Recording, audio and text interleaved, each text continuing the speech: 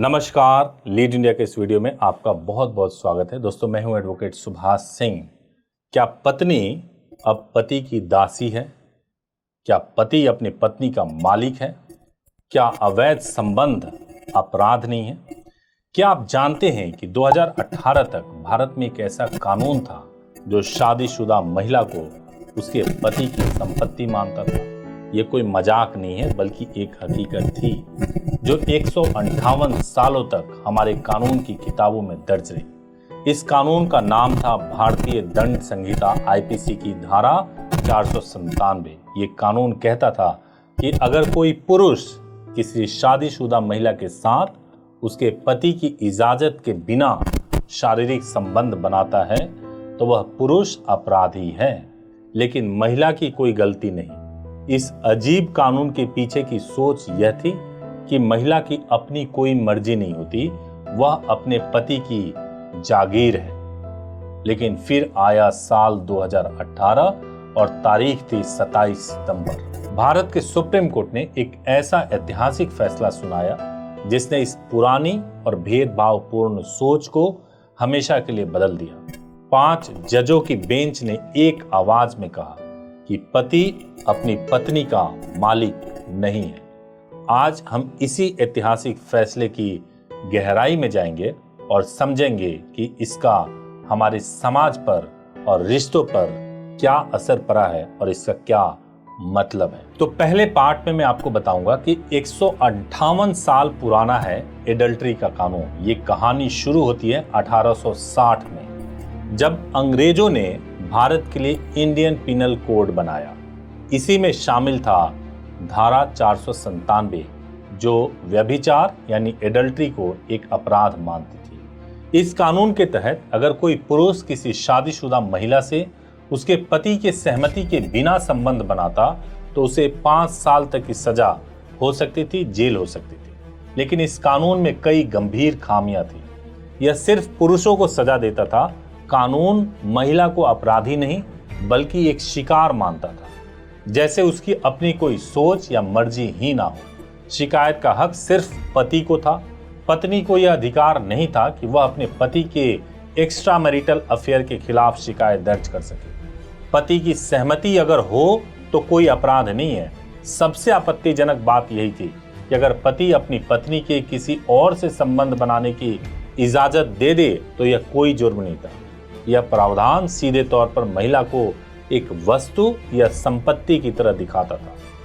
यह कानून विक्टोरियन नैतिकता पर आधारित था, जिसका मकसद शादी की पवित्रता बचाना कम और पति के अधिकारों की रक्षा करना ज्यादा था। अब मैं पार्ट 2 में बताऊंगा कि कानून को चुनौती और पुरानी लड़ाइयां कैसे लड़ी गई। इस भेदभाव भरे कानून को खत्म करने की लड़ाई 2018 से काफी पहले शुरू हो गई थी।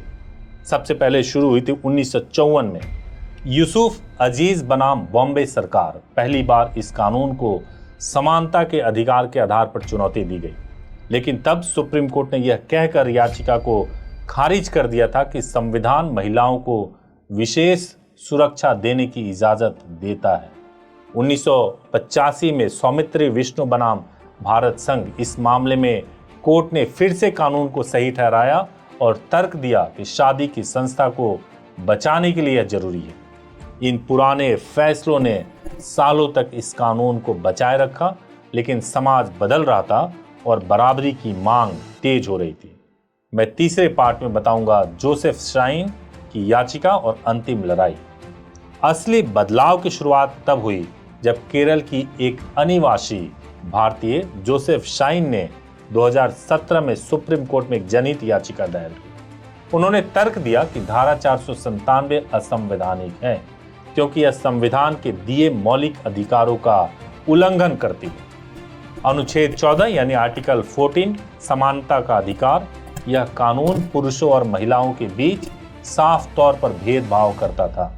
अनुच्छेद 15 भेदभाव के खिलाफ अधिकार, यह सिर्फ लिंग के आधार पर एक पक्ष को अपराधी और दूसरे को पीड़िता मानता था।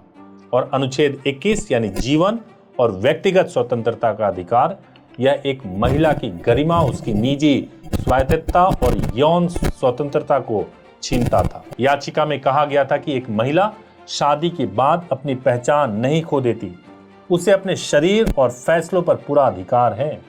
केंद्र सरकार ने इस याचिका का विरोध करते हुए कहा कि एडल्ट्री को अपराध बनाए रखना जरूरी है, वरना शादी जैसी संस्था खतरे में पड़ जाएगी। तो अब मैं चौथे पार्ट में आपको बताऊंगा ऐतिहासिक फैसला और उसका असली मतलब।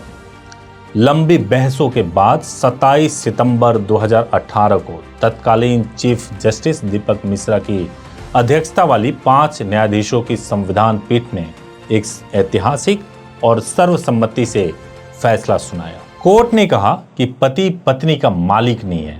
यह इस फैसले की सबसे शक्तिशाली टिप्पणी थी। कोर्ट ने साफ किया कि शादी बराबरी का रिश्ता है, मालिकाना हक नहीं। एडल्ट्री अब अपराध नहीं है। कोर्ट ने धारा 497 को पूरी तरह से रद्द कर दिया और कहा कि यह कानून का मनमाना और महिलाओं की गरिमा के खिलाफ है। जजों ने कहा कि सरकार को लोगों के बेडरूम में झांकना नहीं चाहिए, यह निजी मामला है। और लैंगिक समानता पर जस्टिस डीवाई चंद्रचूड़ ने कहा कि यह कानून महिलाओं के यौन स्वायत्तता को नकारता है और पितृ सत्ता को बढ़ावा देता है। जस्टिस इंदु मल्होत्रा ने कहा कि यह कानून भेदभाव को मजबूत करता है। तो इस फैसले का आज क्या मतलब है? पहला, आपराधिक मामला खत्म। शादी से बाहर संबंध बनाना अब कोई क्राइम नहीं है। इसके लिए किसी को जेल नहीं हो सकती, ना तो पति को और ना ही पत्नी को। केवल यह तलाक का आधार है। यह जानना बहुत जरूरी है कि एडल्ट्री आज भी एक सिविल रॉन्ग है, यानी दीवानी मामला है। इसके आधार पर पति या पत्नी एक दूसरे से तलाक मांग सकते हैं। इस फैसले ने एडल्ट्री को अपराध की श्रेणी से हटाकर निजी और पारिवारिक कानून के दायरे में ला दिया। अब मैं आपको बताना चाहता हूं कि सुप्रीम कोर्ट का धारा 497 को खत्म करने का फैसला सिर्फ कानून को बदलना नहीं था, बल्कि उस सोच पर हमला था जो सदियों से महिलाओं को पुरुषों की संपत्ति मानती आई है। यह फैसला व्यक्तिगत स्वतंत्रता, निजता और सबसे बढ़कर शादी में बराबरी के सिद्धांत की एक बहुत बड़ी जीत है। इसने यह स्थापित किया कि शादी का बंधन भरोसे और सम्मान पर टिका होता है, न कि किसी आपराधिक कानून के डर से। इस ऐतिहासिक फैसले पर आपकी राय क्या है? क्या आपको लगता है कि यह लैंगिक समानता की दिशा में एक जरूरी कदम था? इससे समाज पर कोई नकारात्मक असर पड़ेगा या पड़ रहा है? आप अपनी राय कमेंट्स में जरूर बताइए, क्योंकि आजकल एडल्ट्री पे बहुत बहस होने लगी है। कई लोग कहते हैं कि एडल्ट्री, पति अगर एडल्ट्री में है और अगर मैंने तलाक फाइल कर दिया तो उसके तो बल्ले बल्ले है, वो पहले से एडल्ट्री में है और उसी महिला से वो शादी कर लेगा, तो फिर मैं ऐसा क्यों होने दूं? ये बहुत बातें होती हैं।